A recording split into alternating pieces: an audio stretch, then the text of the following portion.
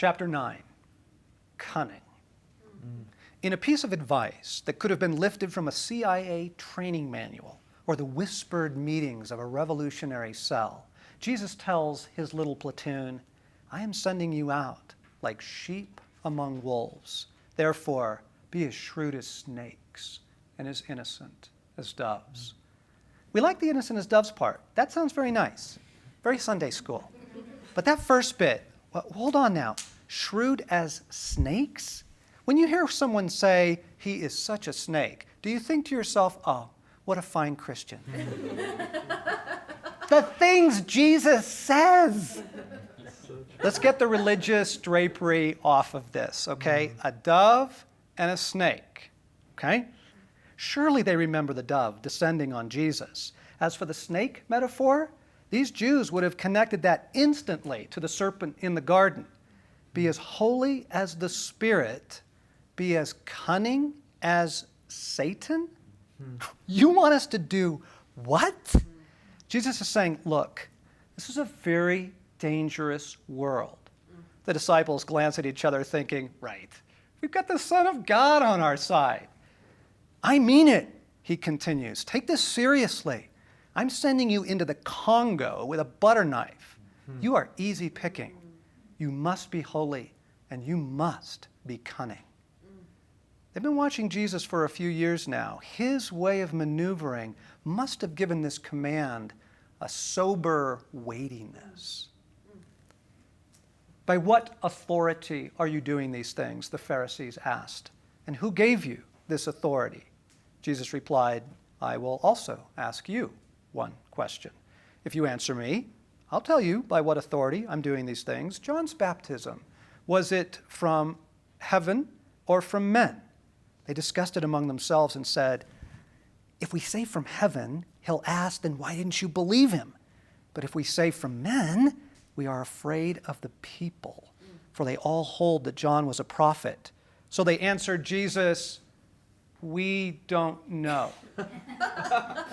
Then he said, neither will I tell you by what authority I'm doing these things. The clerical stooges dare to question his authority. He turns the trial on them so completely, they find themselves backed into the corner that they had hoped to back him into. Now they don't know what to say or do. Jesus says, if you won't answer me, I don't have to answer you. And then he just turns and walks away. Beautiful. But the best use that Jesus makes of his cunning brilliance is with the hearts he is trying to win over. This is a far more difficult task. Let's pick up with the story of the woman at the well. There is so much here worth relishing. Okay, you have a single Jewish man, single Samaritan woman, okay? Jews hate Samaritans, and a Jewish man, rabbi, would never ever be caught publicly speaking to a Samaritan woman, all right?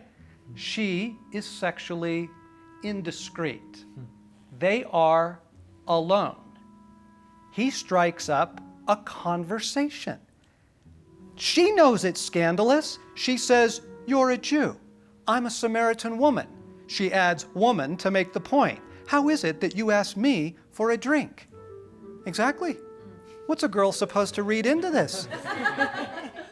She's a tough cookie, this one. A more submissive first-century Palestinian woman with no legal rights would have just drawn the water and not said a word, whatever she might have been thinking. But this one, she puts up a fight. I like her already.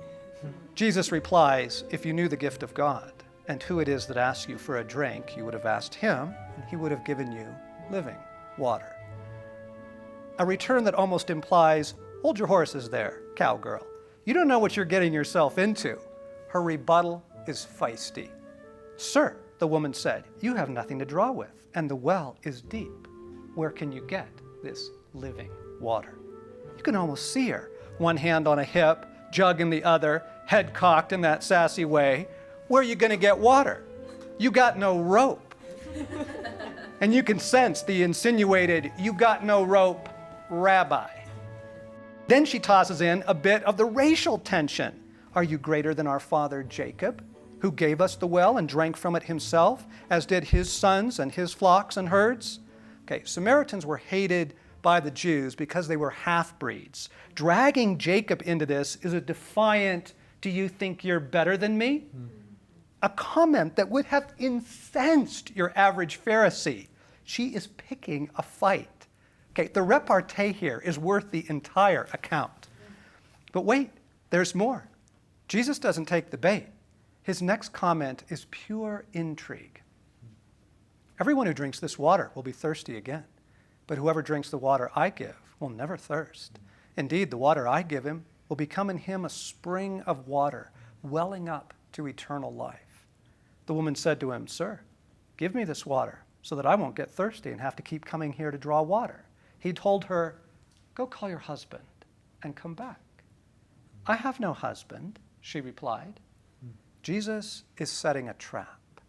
She throws one verbal jab after another, like a waitress in a rough cantina. He has the deftness of a bullfighter. She's snarky, then defensive. He's gracious and engaging. Then something in her attitude seems to shift. Notice the piece of critical information she chooses to hide. "I'm not married." Technically, that's true. Anything else? She is living with a man. Why doesn't she admit that? "I'm not seeing anyone right now." Is she coming on to Jesus a little bit? This winsome man who has continued to pursue her alone outside of town? Something provokes him to say, "Go call your husband." Now he has her right where he wants her, and he pulls the chair out from under her.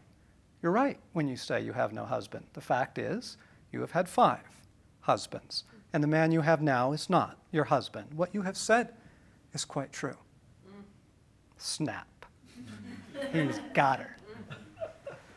To appreciate his style, consider it would have been a lot easier for Jesus to go about the whole conversation in a more direct manner, right? "Hello, I'm the Messiah. What's your name?" "Hello, I notice you're here at midday. Is that because you're on your 6th relationship?" As he so often does, Jesus takes the indirect approach, playful and cunning, very cunning. I would love to know how long that pause was. See the look on her face after he reads her the secrets of her diaries. Does she drop her bucket? And notice, he doesn't throw the 7th command at her. He simply tells her that he knows what she's hiding. Most embarrassing. She actually tries one more racial religious card, maybe to deflect the attention off of her. Jesus holds his ground. He must be smiling at her now because she doesn't fight back after that. "I know that Messiah is coming. When he comes, he will explain everything to us." This is the humblest thing she has said yet. Essentially, she's asking, "Are you who I think you are?" And Jesus simply says, "Yep." What a wonderful way of capturing this woman. The story ends with her running to tell the whole village. And in generous Jesus fashion, he stays 2 days with them, a Jewish rabbi hanging out with the Samaritans.